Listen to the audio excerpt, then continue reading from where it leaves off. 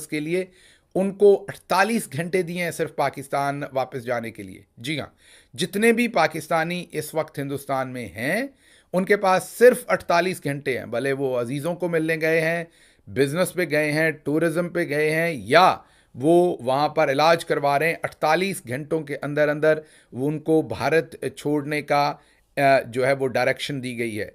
और बाकी ऐसे लोग जिनके पास ये वैलिड वीज़ाज हैं लेकिन वो हिंदुस्तान के अंदर नहीं है, हिंदुस्तान से बाहर हैं, उनके वीज़ाज को भी कैंसिल कर दिया गया है। ये दूसरा ऐलान किया है। तीसरा ऐलान उन्होंने ये किया है कि जितने भी फौजी अफसरान हैं हिंदुस्तान और पाकिस्तान की, जो डिफरेंट एम्बेसीज और जो कॉन्सुलेट्स हैं उनमें पाकिस्तानी भी ज़ाहिर है, वहाँ पर एयरफोर्स के, आर्मी के, नेवी के जो मिलिट्री अटैचीज होते हैं वो वहाँ पर होते हैं, उन सबको नापसंदीदा करार देकर उनको भारत छोड़ने का हुक्म दिया है।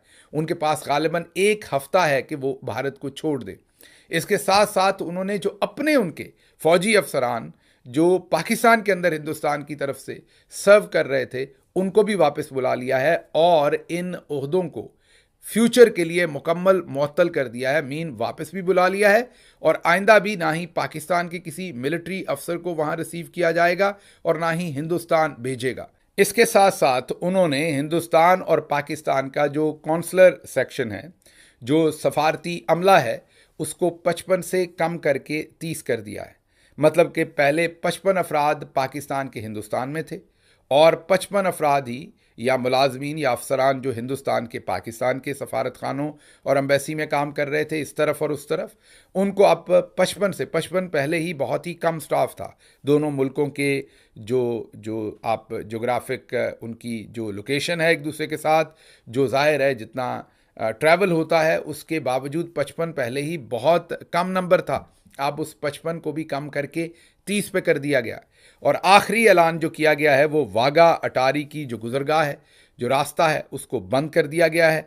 और ऐसे तमाम लोग जो इस वाघा अटारी जो बॉर्डर है इससे गुजर के उस तरफ गए थे उनको भी चंद दिन दिए गए हैं, गालिबन 1 मई तक का उनको वक्त दिया गया है कि वो इसी रास्ते से वापस जा सकते हैं और इस रास्ते को मुकम्मल तौर पर अब बंद कर दिया जाएगा। यहाँ से जो जहाँ पर परेड होती है वाघा और दूसरी तरफ अटारी, यहाँ से लोग गुजरते हैं और जाहिर है इसमें सिख यात्री उधर से इस वक्त बहुत सारे इस तरफ आए हुए हैं। अब जाहिर है पाकिस्तान को तो मेरा नहीं ख्याल कि ऐसा सिख यात्रियों के साथ करना चाहिए, मुनासिब भी नहीं। उनको उसी तरीके से ट्रीट करना चाहिए जैसे पहले ट्रीट किया जा रहा है, क्योंकि पाकिस्तान को इसमें खंदा पेशानी